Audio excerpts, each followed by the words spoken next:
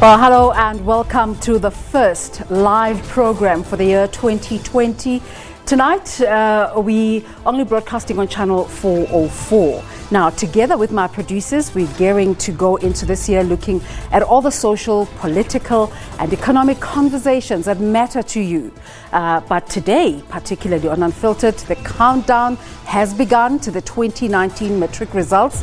In a few hours, the IEB matriculants of 2019 will know how they fared. Predictions are already out in terms of the public schools results, with some putting the number at more than 80%. But as we await the official announcement by Minister of Education, Angie Motshekga, tomorrow, we'll attempt to go deeper and look at the past 25 years of a democratic education system in South Africa, the transformation, the funding models, the education policy and anything in between. But mostly we're interrogating the curriculum and asking the almost 790,000 matriculants who set for the final exams, are you satisfied that the current curriculum sets you well on your path to either your tertiary or economic future? Do join us in this discussion and let us know on Twitter and Facebook using our hashtags at SABC News Online and at SABC News Unfiltered. To help us unpack this conversation, we have in the studio tonight Chen Seng.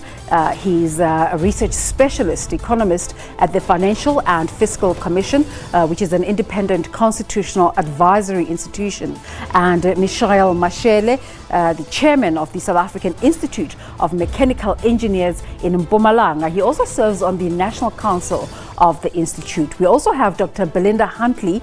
She's the head of the Department for Maths at the St. Catherine's Convent and regional coordinator of the Siyanqoba Olympiad at Wits University. We'll talk to her more about that, as well as curriculum development specialist, amongst others, are her responsibilities. On the line, we're joined by education expert. She's no stranger, Professor Mary Metcalf, a former member of cabinet. But our education reporter, Mahlako Komani, is joining us right now. You've been covering this story so extensively. Less than 4 hours to go before the IEB results come out. What can we expect? We can expect quite a lot of interesting changes that we get to look at. But as we've already seen that they've actually had an increase of candidates that set for the IEB. And, we are also we're anxious to see what has the pass rate been. But we know that for the past 5 years, 6 years, they've definitely been in the high 90s. So we'll wait and see what type of difference what type of difference did the class of 2019 do for that pass rate. And also just, I think for a lot of parents that have invested a lot of money into this, has the 12 years really paid off for them? What will happen to their children? Obviously, the matric certificate, be it IEB, be it the National Senior Certificate, is a door opener for higher education, should you choose to pursue that, or any other vocational work or any type of calling you choose to pursue. I found in your coverage that you made an effort to cover equitably between private and public, and you were saying just now that there's an increase in the students who are going into the private education system. Why have you found that to be the case, and what other insights did you come out with? Well, I think perhaps for a number of reasons we are probably seeing that increase. It wasn't the hugest of increase. It was about 300 or so extra pupils that they had set for the IEB, but we're also seeing a lot of schools. Will obviously cover that extensively tomorrow as their results come out at midnight today. You find that there's a school in Motshekga as well.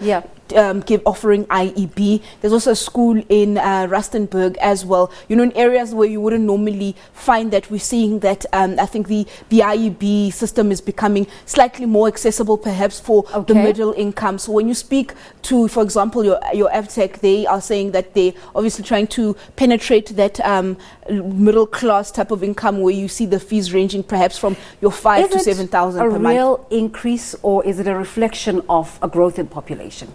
That's actually quite interesting, because you would assume that because we've heard with the economy being told that the economy is going down, that these are the type of things parents would be scaling down on public versus private education. But to see that increase, it either speaks to the confidence that parents are displaying in the system, or perhaps also, if you remember also earlier on this year, Desiree, there was that issue with the online application system where in the Gauteng province particularly, where parents were not able to get into the preferred schools, schools that have an excellent pass rate.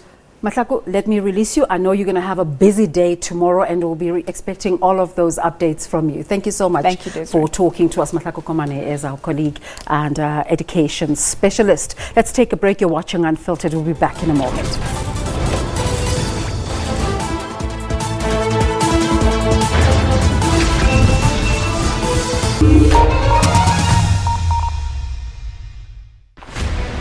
They need to step up and take responsibility. He believes that these banks were actually enablers of state capture. I met senior directors of HSBC and Standard Chartered. I found a great reluctance from both of them. Reverend Frank Chikane was very actively involved in calling out state capture. The Guptas would tell you, if you don't do what we want by Wednesday, you won't be a director general. The murder case has implicated some senior public servants. Tell us more. Indeed, this case has gained more traction, as we see, after an auditor has testified on the financial flows between Siemens and Bagili. Department of Community Safety, Security and Liaison and the Department of Health had promised that it will strengthen security in all hospitals in the province. That has not yielded any positive results. You've got people salivating in my ear between my director and everybody else at the back. This is Morning Live. This is definitely going to be a special project. So I wanted to create an awareness in Igama about experiences that black women face on a daily basis that they either can't speak about or they tuck away in their memory.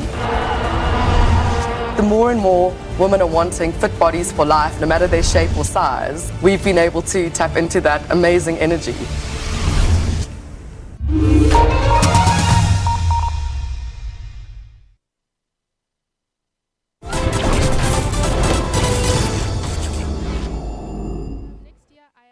This year, I'm hoping to either UCT or what do you feel that you do? We did say she was a busy bee. That's Motshekga Komane once again. They're speaking to the matriculants of 2019. We'll continue to play you those clips as we progress with the show. But let's bring in our guests once again, and let me introduce them. Chen Zeng is a research specialist and economist at the Financial and Fiscal Commission. And you might wonder why we're talking to the Fiscal Commission about this conversation, but we will bring that out as we unpack our conversation. Dr. Belinda Huntley, she's the head of Department of Math at the St. Catherine Convent, and you're also a curriculum specialist, so we'll be talking about curriculum development. But we also have Michelle. Michelle, I don't think I have your surname here. It's Motshekga. Yes, and you're going to be talking to us about the importance of going the engineering route. And also on the line, we have Professor Mary Metcalf, who is a former cabinet member and is now an academic. Let me start with you, Professor Metcalf. Predictions have been thrown all around the place. Everybody excited that there's an increase in this year's particular pass rate. Predictions put at about 80%. And you were saying that this is the natural progression, depending on or going according to how we've been going up through the years since democracy, and this is not something out of the ordinary. What do you mean? Well, basically, if you look at the matric results in the last 10 years, the NEC results, we started from a base of 63% in 2008, and last year the country achieved a pass rate of 78%. So we are steadily improving in terms of the matric result, and if we carry on with that same trajectory, we will get close to 80%. But I think that the big thing that South Africans need to learn to ask very careful questions about is, what does that 80% mean? Does it mean that all of our learners, that 80% of them have passed, or which learners have passed and which learners never even reached the gate of writing the NSC, and where are those learners? That is the big question, isn't it? But I know you went back to 2008. I'd like you to take you back to 1994 and perhaps have the discussion from the base that we started from. Has there been an improvement? Okay, so the question of there being an improvement, that's unquestioned. I mean, I can pull up the figures now to look at how we have improved from the beginning and how what we expect in an education system is a stable and steady improvement. But there always has to be an explanation for why we're improving. So if we look at the improvement in the NSC, it can be for many reasons. Some of the international studies like TIMS and SACMEC and PEARLS are showing a steady improvement in the lower grades. Now, the steady improvement in the lower grades must have an impact on quality all the way through the system. But to play devil's advocate, you can also have an increase in the results of the NSC if you hold back or somehow in the system the learners who are not going to succeed do not continue. Now, that's a very, very important point because the 2018 NSC exam report from the Director General of DBE said that the low pass rate in KwaZulu-Natal is because they do their utmost to stop learners dropping before grade 12. If you have lots of learners dropping out before grade 12 and those learners are going to bring down your result, then that will give you a better pass rate. I'm sorry if I didn't explain that clearly, but I think you get it. We kind of get it. Yeah, if you've got a school of 100 learners and 10% of them, 100 people writing NSC, and 10% are not going to pass, and you kind of encourage them to not try, you'll get a higher pass rate. Now, that's perhaps an unhelpful point to make because we need to understand that surely all of our schools are committed to getting all of their learners through. But if you have a pass rate of 80%, you have to ask who wrote. And basically the trend in the country is that only 37% of the children who start in grade 1 pass with a national senior certificate. Some provinces are higher, some provinces are lower. There's always that question about the different results in the different provinces. Mr. Tseng, the professor is talking about quality. Yeah. You wrote an article, Education and the Meaning of the 2019 NSC result, in which you say research has shown again and again the importance of educational quality and how it's a determinant of one's opportunities and ability to get into the labor market, ultimately the welfare of the economy. But there's also research indicating our graduates are out of jobs. They're sitting at home.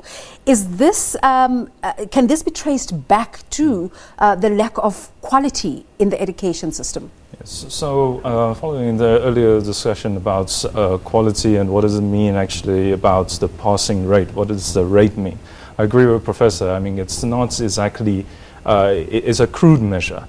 And I would suggest that one has to look at both the numerator and the denominator. You say that in your research as well. I was wondering, yes, what do you mean by crude? Of that quotient, because let's pull up the data for 2017 and 2018, where the pass rate increased from 75 to 78.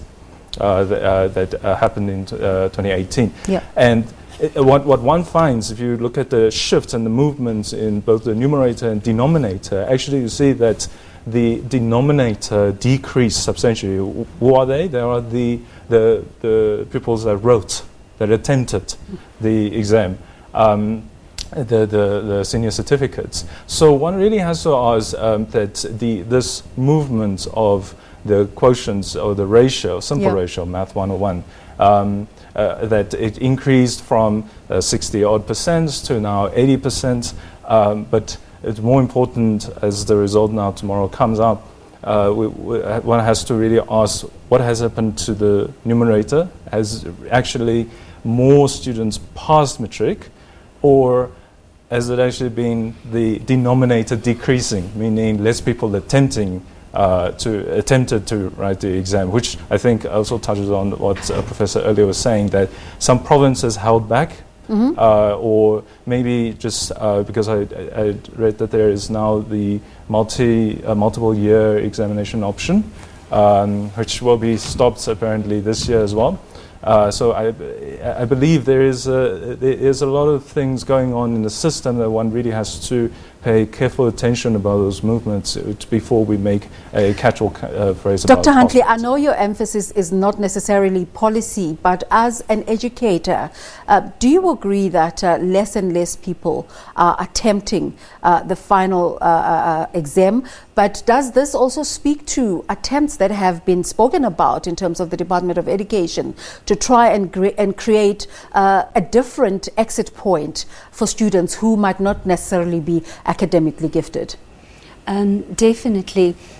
Just to quickly explain that this notion of this fraction with the numerator and the denominator. So if your denominator decreases, then the entire amount increases. Okay. Which is the case at the moment. Yes. Okay, but that denominator decreasing does not necessarily have to be a negative thing. Yes, there has... So negative for society overall? Yes, I believe that we have managed to decrease the numerator in South African curriculum by implementing a lot more programs to assist students to perform better in the matric exams. So it's not entirely about talent. There's got to be a level of hard work put in. That's right. Yeah. So yes, even if you have the talent, if you are not channeled, exposed to matric type of papers, exposed to critical thinking, exposed to the type of questions, you will not perform well in matric. Mr. Motshekga, tell us about your organization and how you encourage people to go the engineering route and how this can help the country, especially at a time when the economy is experiencing non-growth. Okay, so I'm from the South African Institute of Mechanical Engineers. Basically, our institution is a voluntary association that takes care of mechanical engineers in the broader spectrum. So I think in the smaller scale, when dealing with learners, we try and encourage them to take on scarce skills, which mechanical engineer falls part of, and a host of other engineering disciplines. So the issue comes in where there's a stigma attached to maths and science because of how difficult it is. So we try and challenge that concept, because I'm from a previously disadvantaged background, and I've actually gone through the program, and I'm as I am today, I'm a mechanical engineer. So we really have to go back to the community and challenge that idea. Maths is difficult, yes, but for a reason, because really you have to be competent to apply the principles so you can design proper systems. So, but the idea of that it's insurmountable is what we're trying to challenge as the institution. We try to challenge the stigma. Guys, it's difficult, yes, but it's doable, and we encourage you to actually do it and then channel more people into the scarce skills, which is where we still find a few opportunities still available. Professor Metcalf, let me bring you back into the conversation. This is one of the longest standing conversations in the country, encouraging students to study maths, science, technology and engineering. Why are we not getting this right? I believe that what we need to do is to get the foundations right in numeracy in particular, as well as reading, so that learners are fully confident to use reading for learning and to use it to understand maths problems and science problems from the early years of primary school. If we can get all children, as the President has said we must, all children reading with understanding by the age of 10, and more children being competent with basic arithmetic functions before they need to start working with algebraic functions, then we will have a better chance of more learners succeeding. For too many learners, the experience of maths at school is one of failure and one of possibly even humiliation. So we need to build the experience of success for people to confidently be curious and try to solve more complicated problems in the sciences. So the question we're asking our viewers today, especially, we're hoping that the people who sat for their matric exams in 2019 will be responding to us. If the curriculum that they set for sets them for properly for their tertiary life or their economically active life, is the curriculum up to standard, especially if you do global comparisons? Well, the function of Umulusi is to make sure that our standards are consistent, that they're consistent across the different examining bodies such as the IEB and the BBE exams. And they also routinely do international checks. So I think that our concern should not be whether or not our standards are good enough. Our focus should be on improving quality so that more succeed, more learners proceed to the National Senior Certificate or the new to be introduced grade 9, and that more learners experience success so that they can move confidently into the ongoing learning that will characterize the fourth industrial revolution. All right, we're going to take a break, but Mr. Tseng, I'd like you to think about this. One of the things you highlight in your paper is the inequality in the quality of education, and some people have said that the inequality conversation sometimes is blind to other facts, like that the poor people's lives have been improved in some instances. Think about that, and we'll talk about it when we come back from this break. You're watching Unfiltered.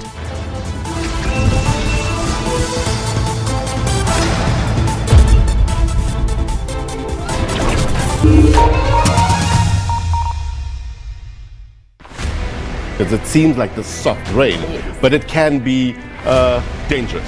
Yes, it can. So what happens is it starts off softly. So there are moments for an hour or 2 hours where the rainfall really falls really hard. Motshekga, a very good morning to you. What are you witnessing out there? As you can see, this is Yakske River in Sijeta, Alexandra informal settlement.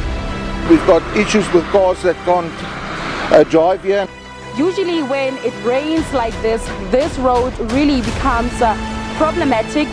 Current situation in the Centurion area is that 10 people were rescued when they had been cut off by the water. This amount of rain is not something we could have prepared for. Our job as the SA Today team doesn't simply start when the cameras start to roll. We also work tirelessly behind the scenes to keep you up to date with stories of the day. What have you established as an organization, or rather as an association, regarding this WhatsApp group Stokvel? If you look at the WhatsApp Stokvels, people join irrespective of whether they know each other or not. So the person joining is faceless. The one recruiting is also faceless. It's a disaster. Watch SA Today every day from 3 p.m.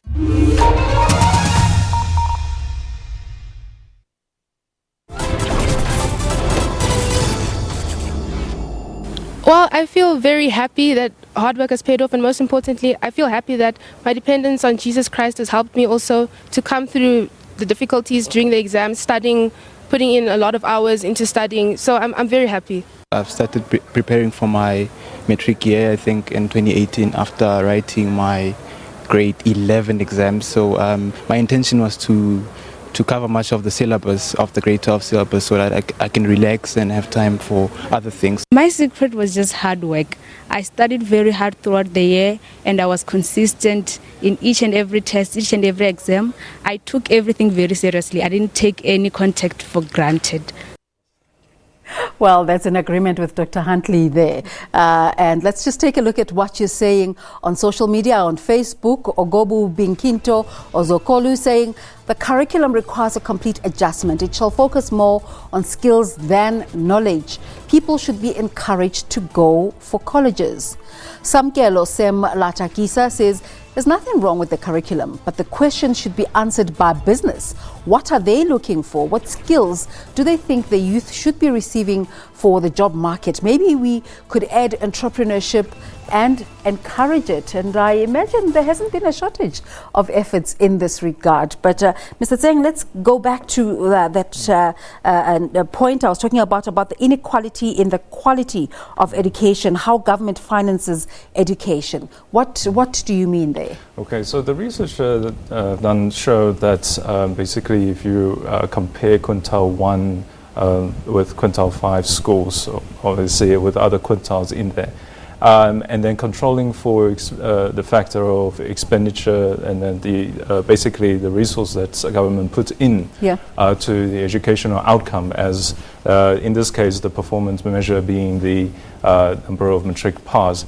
Quite strikingly and unfortunately is that from the demand side perspective is that if someone starts studied in a quintile 1 school, his or her opportunity in terms of passing the matric is not at any given level of resource allocation by the government, is substantially less than quintile 5. Now, it's two stories here, two messages here. One is that this inequality is really entrenched, still deeply entrenched in at least the production function of educational outcome or education system outcome. And the other one is that it's more than just about money. And I want to bring in here the notion and the thesis about human development agenda. And basically it was done by studies coming out of South America, where they put in as much as a substantial amount of resources into schools at the school level. But think of it, when the children finishing school and then when they go home, it's drugs, it's gangs, it's violence, it's and all the other socio-economic disadvantages and factors impacting that outcome. Then then obviously the results will be quite underperforming. So so the point here about inequality is really deeply entrenched, substantial and statistically significant. But the other thing is also it's more about just money. It's about then community, family, socioeconomic background that's obviously a determinant of inequality in a sense. Professor Metcalf, I know we have to let you go. I don't know if you were listening to Mr. Tseng there, but what is your take on the narrative that the inequality story sometimes is blind to the facts that there has been upward mobility?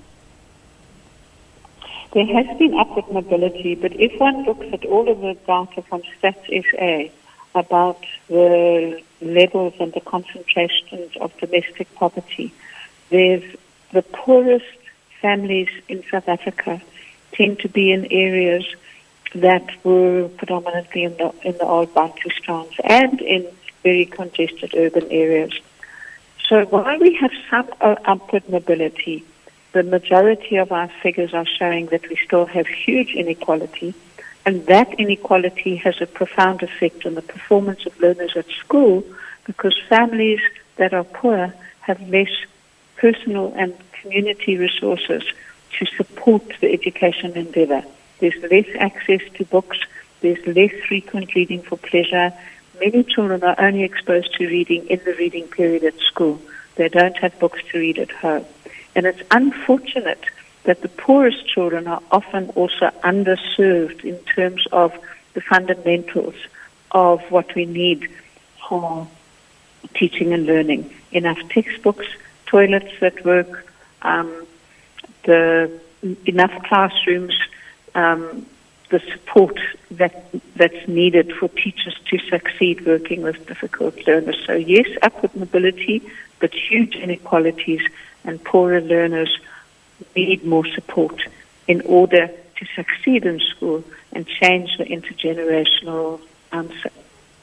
So, Professor, as we await the outcome of the IEB results tomorrow and the Minister's announcement in the afternoon, what is your summation in terms of how far education has come in South Africa, particularly in the past 25 years of democracy?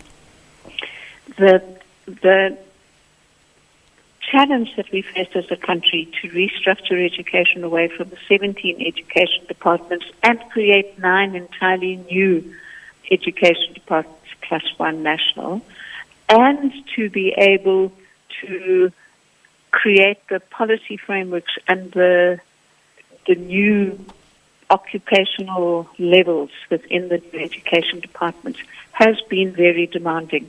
People who think that change in education is quick and easy don't understand the complexity of it and where we come from. Having said that, yes, we've made a lot of progress. Have we made enough? Not enough to satisfy what we need to achieve, both for our full economic development as well as social equity and social inclusion. We have to work harder, and that means having difficult conversations about what needs to be done. Professor Metcalf, your insights always appreciated. We hope to have you in the studio one of these days. Thank you. I'll come and see you, definitely. Thanks for talking to us this evening. You're watching Unfiltered. Let's take a break.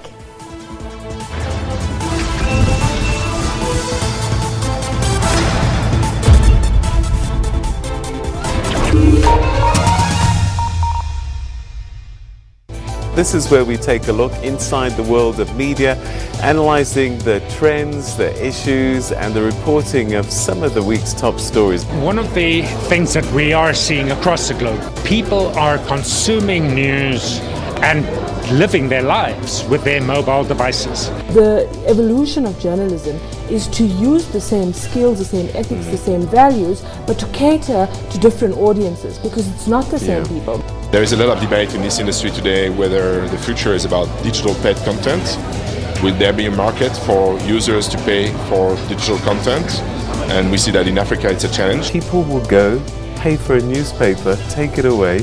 Why won't they pay for it online? In the initial stages of shifting from print to online, we created the impression that what people were paying for was the paper. And so people are very reluctant to pay for the journalism, and good journalism is very expensive. Watch Media Monitor Sundays at 9 a.m. You've got people salivating in my ear between my director and everybody else at the back. This is Morning Live. This is definitely going to be a special project. So I wanted to create an awareness in Igama about the experiences that black women face on a daily basis that they either can't speak about or they tuck away in their memory. The more and more women are wanting fit bodies for life, no matter their shape or size, we've been able to tap into that amazing energy.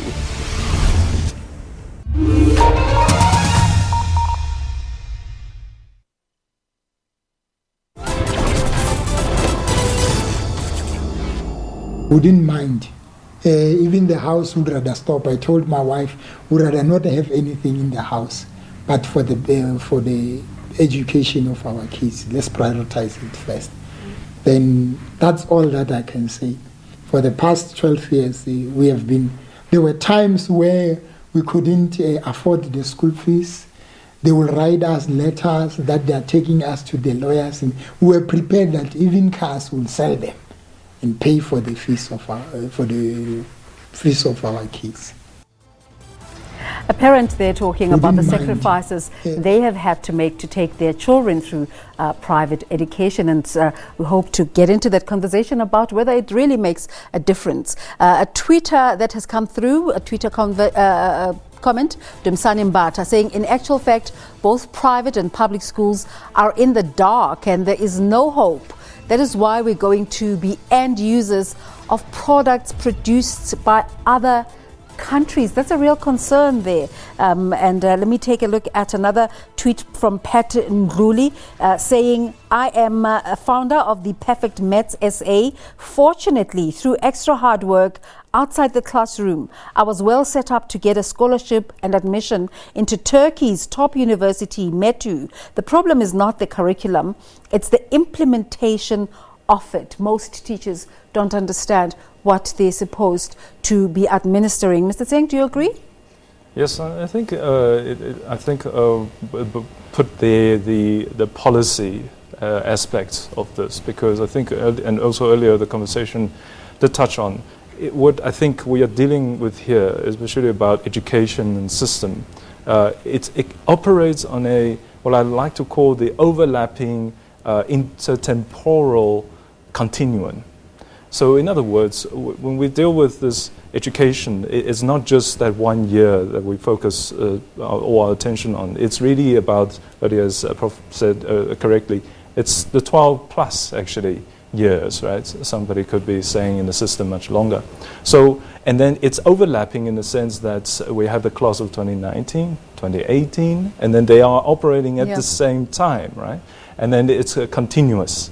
So one really, I think from a policy standpoint, really stands out in terms of what this notion of overlapping intertemporal continuum is, that your policy needs to be also be conceived and developed in that, with that same level of, at least, I think, dynamicism, so that it can fit.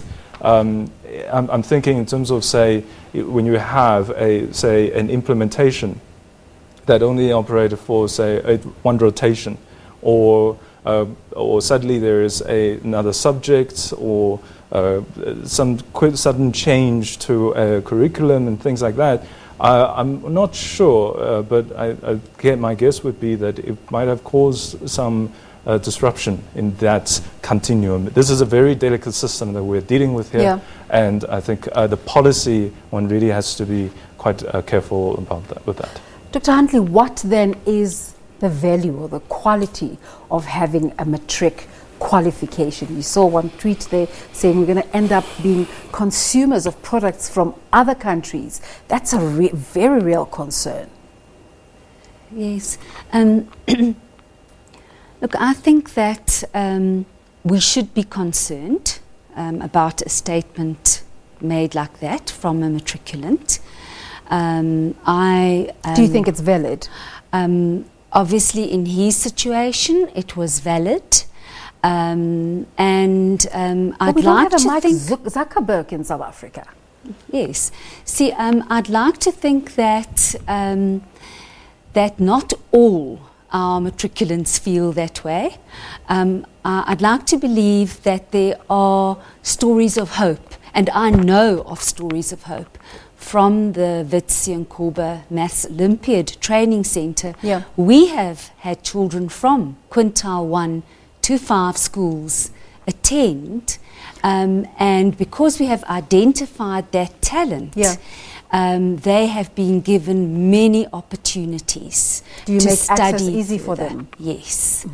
And so, does this include rural areas? Yes, it includes rural areas. So therefore, I believe that there is hope in the way our curriculum is structured.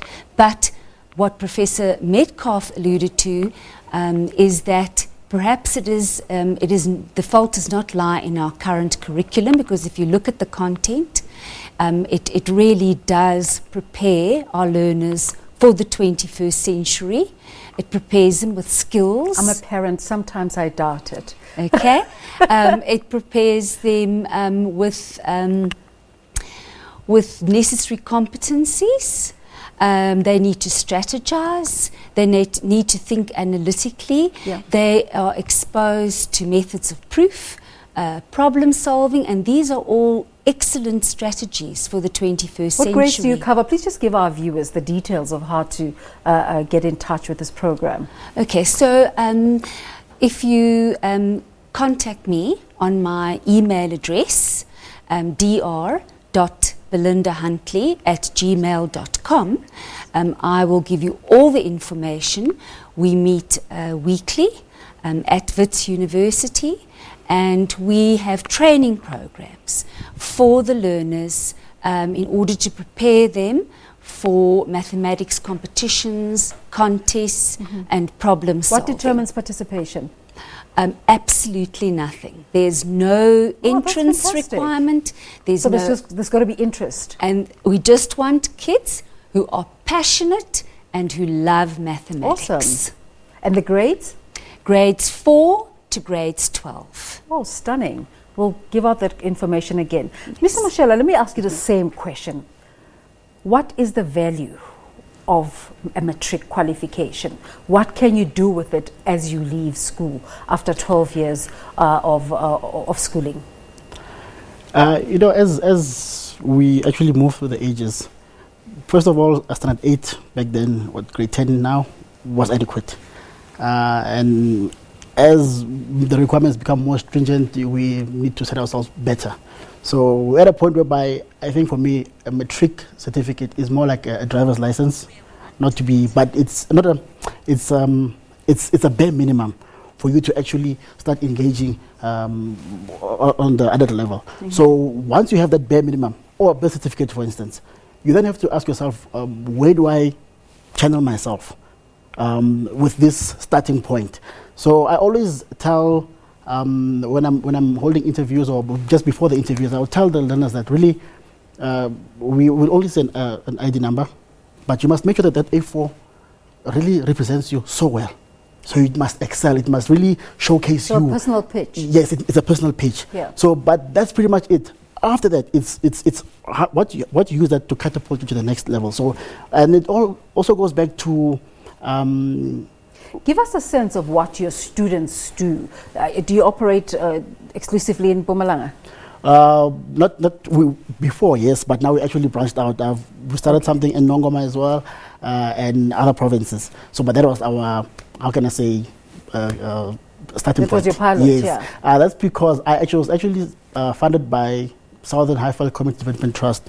I had the superb bursary, and it then again speaks to the support system that you require, because the challenges that I faced, what I was supported with, going through the system, going through the challenges, the transition from my environment into university, the support system was there. So we then bring back that support system. We give soft skills, time management, and all of those skills that really you need those things to actually navigate the varsity life and then go to the next level. So which is another problem on its own, varsity life. Varsity life, yes. So one of the big developments in Mpumalanga, specifically last year or the past 2 years, was the opening of the Mpumalanga University, one more university in the country.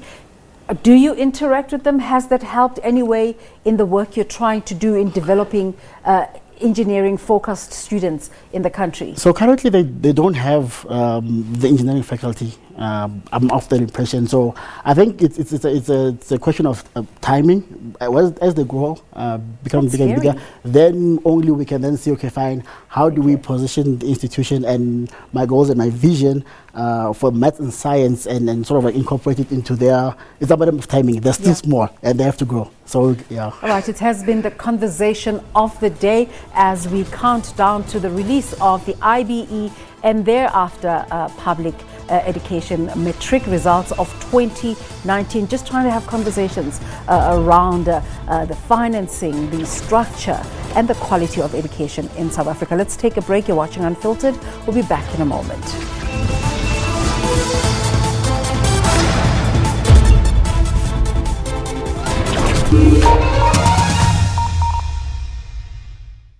This is where we take a look inside the world of media, analysing the trends, the issues and the reporting of some of the week's top stories. One of the things that we are seeing across the globe, people are consuming news and living their lives with their mobile devices. The evolution of journalism is to use the same skills, the same ethics, the same values, but to cater to different audiences, because it's not the same people. There is a lot of debate in this industry today whether the future is about digital paid content.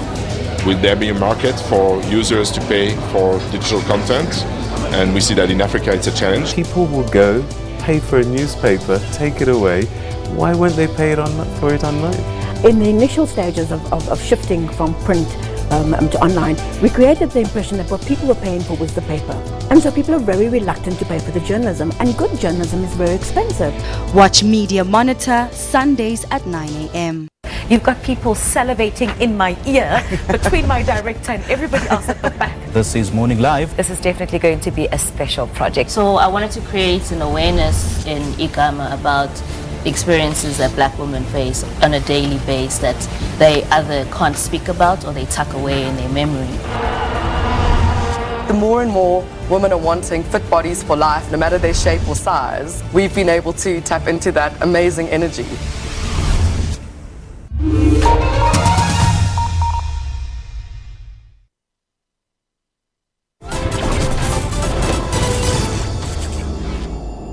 What do you want to study next year? Engineering science. Why do you want to do that? What do you want to become? Well, with engineering you can discover many things that can help a lot of people, so that's one of the reasons why I want to go into it, because I can develop something eventually to help people. I want to do computer engineering. And what do you want to do? Become accounting science. And what do you want to do, Pilili? B.Ed next year, teaching. Well, there you have it. Dr. Huntley was saying that we need to highlight that there are some positives coming out of the curriculum. Nazim Grootboom saying, no, I'm not happy at all. This curriculum is not heading for the economic future for South Africa, and they must stop confusing teachers and students by changing curriculum every time that they want. Welcome back to our conversation. Let's bring back our guest again. Mr. Tseng, from a policy point of view, the President Ramaphosa, in his SONA this year, requested that 59.9 billion in discretionary appropriations for the Department of Education for this fiscal year be put through to education. But this is, it might seem like a huge amount, but it's 8 billion or 12% a reduction below the 2018 annualized continuing allocations to education. How does this affect your work? Perhaps also tell us about what you do at the Fiscal Financial Commission. Okay, so a Financial and Fiscal Commission basically concerns itself with all financial and fiscal matters. This includes all the... We've mostly spoken to you when it in relation to municipalities, and no one would have thought it's about education. Yeah. But across all three spheres of government, as well as all the, shall we say, the revenue aspect of things, the spending efficiency of things, and then the overall performance of the fiscal framework. And then so also is the education budget spent efficiently? Oh, that's a very good question. Well, I think let's look at it with a little bit of background of how the whole financing for education is taking place. First is it's a concurrent function, right, shared between national and provincial government, of course. So it has got two main channels of funding going from national to provincial. And it's got the unconditional, which is the equitable share, as well as the conditional grant. Now, and the unconditional, which we call the equitable share, is informed by the two major factors. One is the schooling age population across provinces, as well as, and then the other one, the enrollment number, which is informed by annual surveys, although recently it's moved on to this learner tracking system they call the LURITS. Ultimately, though, with that background, I want to say there are two then major view or standpoints on this. Yeah. One is the micro-fiscal debate around how the money travels to would this be the provinces? Yes, and that gets to obviously there is a debate about the data accuracy. There's a question about the schooling age, which is at the moment determined to be 5 to 17, but obviously in reality it may obviously expand all the way to 20-something. All right, the latest I think at one stage it was 34. Anyway, and then the other, so the micro-fiscal is a debate of itself, which obviously Financial and Fiscal Commission has been very intimately involved with, but macro-fiscal, it's the national budget. Yes, it's the overall budget. And I have to say that recently, obviously, the fiscal has been put under severe strain. Obviously, it's about the fiscal leakages. That's why the request by the president. Yeah, leakages, wastages, inefficiencies, and to the extent, specifically from the troubles that we had with SOEs and special appropriation and to stimuli that we had to give out, and from the fiscus. To the extent that we had to implement cuts of 5% for this 2020 year, and then 6% of the overall budget, and 7% the following. And where's all that money going to be cut from? It's from education. Yeah. So there is that macro fiscal shift that is of the talk of the day. But so we're not necessarily doing away with quality. We're just trying to be efficient. Is that what you're saying? I'm saying that unfortunately, I think in terms of the overall system, there are quite a few leakages everywhere, and that has also impacted on the spending for social services such as education being one of a major part of it. Dr. Huntley, you listened to the students. I'm sure you must be happy because you were saying that we need to highlight the positives of the curriculum, even though there are gaps and challenges. Yes. So I think that the current curriculum has stabilized. I know that there was a change in the curriculum, and it took a while for the teachers to become confident. With CAPS. Yes, I remember when I was a plenary at the AMISA conference, the teachers told me personally that they were very scared because they had just received these curricula, a document with no training. I think we've gone beyond that now. Yeah. The teachers have been exposed to many workshops. My worry is that the curriculum might have stabilized in the country against the global backdrop of such technological advancements. How are we keeping up? Yes, we are trying to keep up with the technological advances. I think it's a very good thing that students are now able to continue with mathematics up to matric. So they can, so they can do math lit, they can do the engineering mathematics, which really creates a population of matriculants who have all had the opportunity to do some form of mathematics. Which is really good for STEM in our country. And all of those various mathematics, including the advanced program mathematics, all of them involve some form of technology. So our children have been exposed to technology. They all have smartphones, and we know that the kids know actually more about the technology than what the teachers do. Yeah, but certainly my 10-year-old does. Yes, and that's fine. That we learn from our kids. What do they want? The kids out there are actually telling us what they want from the curriculum. They want to feel empowered to be able to face the challenges of a new century with careers that none of the three of us even were ever exposed to, have been exposed to or ever thought of. Exactly. And I believe that even though we might not be offering the exact subjects in the curriculum that perhaps prepares you to be to go into megatronics or to become a nuclear physicist or whatever else. And also, like one of our Twitter comments said, that they also made their own personal efforts outside of the schooling system. That's right. Depending on what people's ambitions and there are plenty of opportunities. There are plenty of opportunities for that, and because I think our students are what I love about our students is that they've got these, and they're very determined, and that they've got these entrepreneurial spirits. Ms. Motshekga, were you happy to hear most of those students saying that they'd like to go into engineering? Is there sufficient uptake of the subject to be meaningful? I was happy to hear that. I'm sure. Yes. But I think, especially from the disadvantaged communities, really it's still a challenge. It's still a challenge. So, and I think the other problem that also adds to that is the lack of role models within that space. So what happens is once I get a qualification, whatever qualification, become a lawyer, an accountant, the first thing I do is I move out of the township. And then, for example, research says that trend is reversing, though. Is reversing. Yeah. Yeah, I stayed quite a while. I was just speaking basically generally, but I stayed quite a while in the township. And the reason for that is because when I grew up, I could not point another engineer. What is an engineer? It's a mythical thing. So the idea is the role models, we should go back, we should be there So when a child all around us, they yes, exist.